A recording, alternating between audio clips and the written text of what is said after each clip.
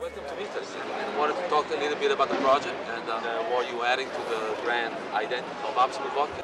This piece is called Elvis Elvis, and I'm kind of playing with the idea of wallpaper because there's like all these patterns, and he's kind of emerging out of the different patterns, and it's coming out of black too, so it's kind of a play on the old Velvet Elvis, so which I thought it was fun. In 2007, you've been in Cisjordania to paint the wall, Palestine wall, segregation.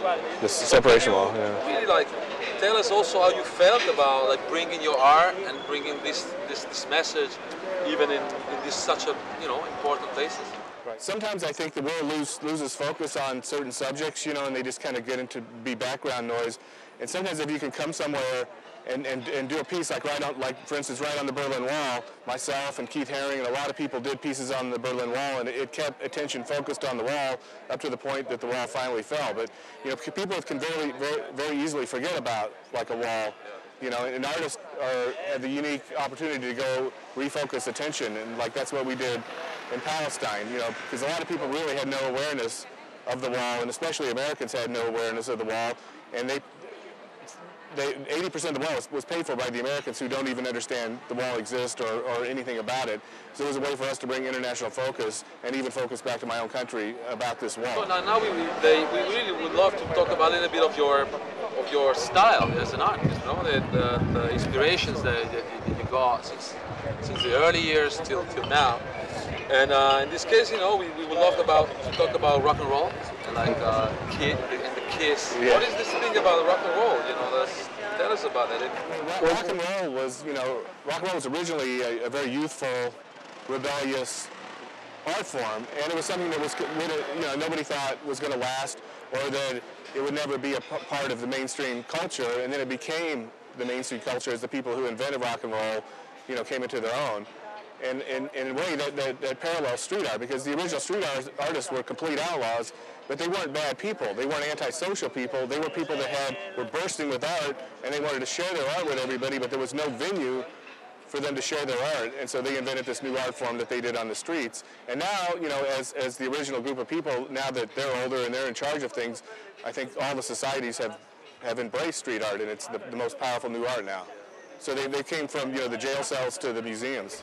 Listen, we just want to talk a little bit about what Absolut brand, your thought. What is your thought about the brand? In a strange way, Absolut came out of nowhere.